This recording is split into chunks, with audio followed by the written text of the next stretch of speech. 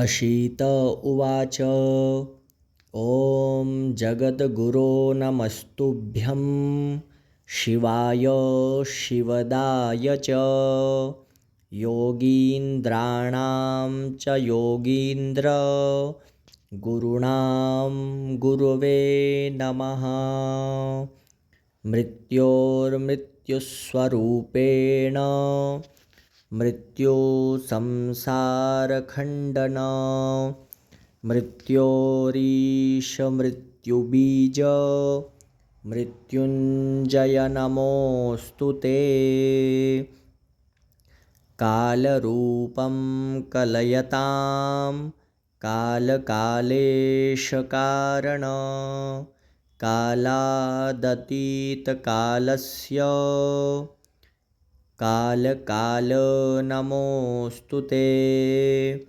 गुणातीतगुणाधार गुणबीजगुणात्मक गुणीश गुणिनां बीज गुणिनां गुरवे नमः। ब्रह्मस्वरूप ब्रह्मज्ञ ब्रह्मभावनतत्पर ब्रह्मबीजस्वरूपेण ब्रह्मबीज नमोऽस्तु ते।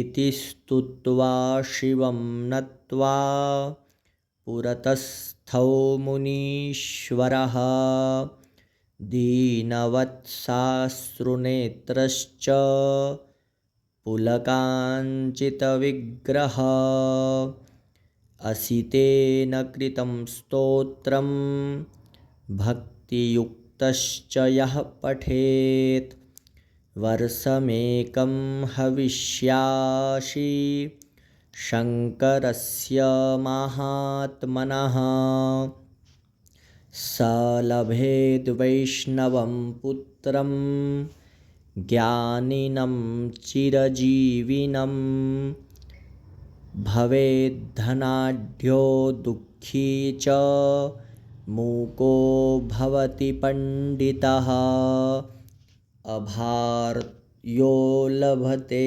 भार्यां सुशीलां च पतिव्रताम् इह लोके सुखं भुक्त्वा यात्यन्ते शिवसन्निधिम्। अभार्यो लभते भार्यां सुशीलां च पतिव्रताम् इह लोके सुखं भुक्त्वा यात्यन्ते शिवसन्निधिम्। अशीतकृत शिवस्तोत्रं सम्पूर्णं शिवार्पणमस्तु।